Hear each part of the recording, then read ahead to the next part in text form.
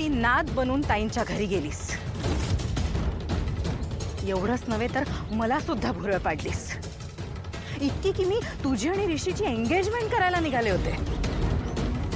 नशीब सगळं मला वेळेत कळलं, नाही तर माझ्या मुलाचं आयुष्य बर्बाद केलं असतं. मॅडम, मी कुणाला बी फसवलेलं नाही. अन्नपूर्णा आजींबद्दल तर मी असा विचार बी करू शकत नाही हो. ए खोटाडी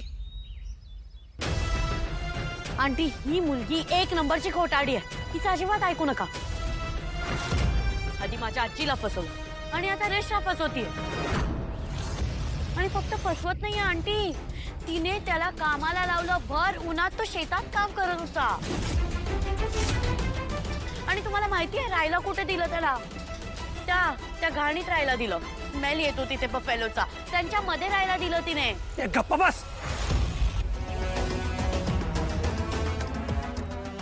आई, बघ, मी इथे काही कोणाच्या सांगण्यावरून केलेलं नाहीये. जे काही केलं ना ते सगळं माझ्या मर्जीने केलंय. प्लीज तू कमळीला दोष देऊ नकोस. Shut up, Rishi. I don't want a single word from you.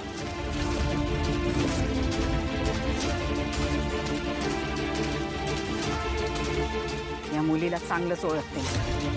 हिच्यासारखी धूर्त, दगाबाज आणि स्वार्थी मुलगी मी कधीच पाहिली नाही.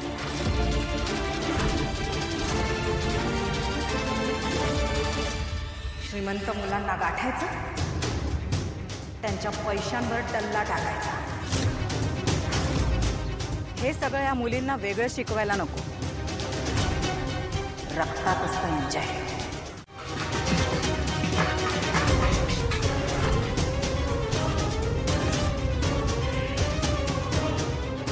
साधनाताई, तुम्ही इथे?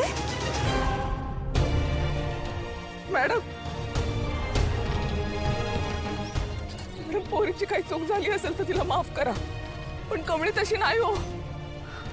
हो साधनाताई, तुम्ही इथे कशात?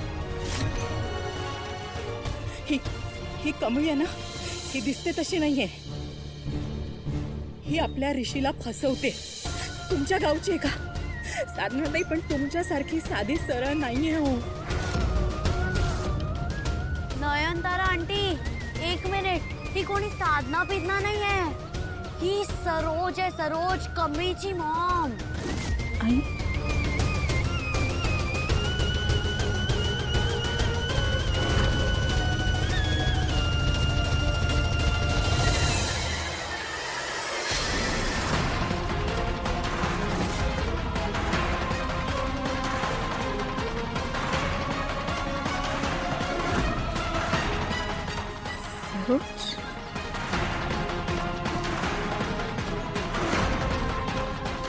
कमळीची आई. वा वा. साधना, सॉरी सरोज. काय फरक पडतो साधना म्हणू की सरोज म्हणू?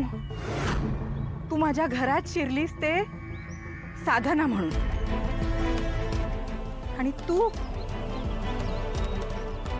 कमळीची आई आहेस. आणि कमळी तुझी मुलगी, आणि तू? होय, ती माझी आई आहे. वा वा वा. काही असलं तरी मानलं सरोज, मानलं तुला. काय गेम प्लॅन केलास ग? प्लीज, अगं लोक बघतायत. I don't care. आणि तू तर मध्ये बोलूच नकोस ऋषी.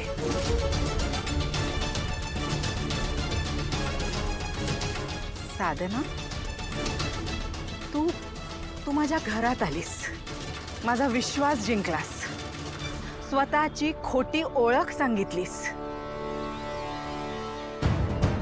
आता मला सगळं कळतंय. आता मला कळतंय ही कमळी आली की काय झालं? आता खरं बोलल्यावर त्रास होतोय का? कुठलं खानदान आहे तुमचं? वडिलांचं नाव सांगा ना. कोणाशी लग्न केलं? मावशी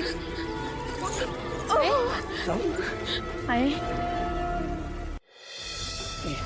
वा, छान.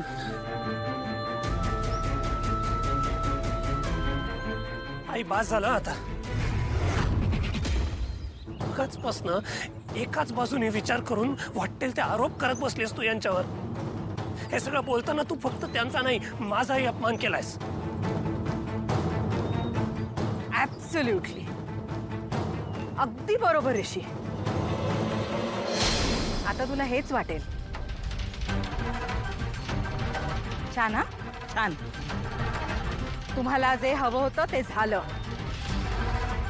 माझ्या मुलाला माझ्या विरोधात उभं केलं. पण एक गोष्ट लक्षात ठेव ऋषी, मी हार मानणारी नाहीये. हे सगळं आज इथेच थांबवायचं. चल. नाही, मी कमळेला वचन दिलं होतं की मी तिला सोबत घेतल्याशिवाय मुंबईला जाणार नाही, तर मी जाणार नाही. कमळेला सोडून मी कुठेही जाणार नाहीये. ऋषी, प्लीज, तुझं इतका वेळ बोललेस ना ते खूप चुकीचं आहे. आणि तू जे काही करतोय ते सगळं बरोबर आहे का? हो, कारण मी एका निरपराध मुलीच्या बाजूने उभा आहे. एका परक्या मुलीसाठी? परकी नाहीये ती.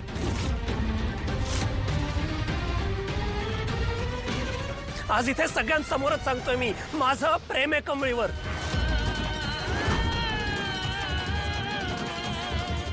आणि आयुष्यभर फक्त तिच्यावरच प्रेम करणार आहे मी.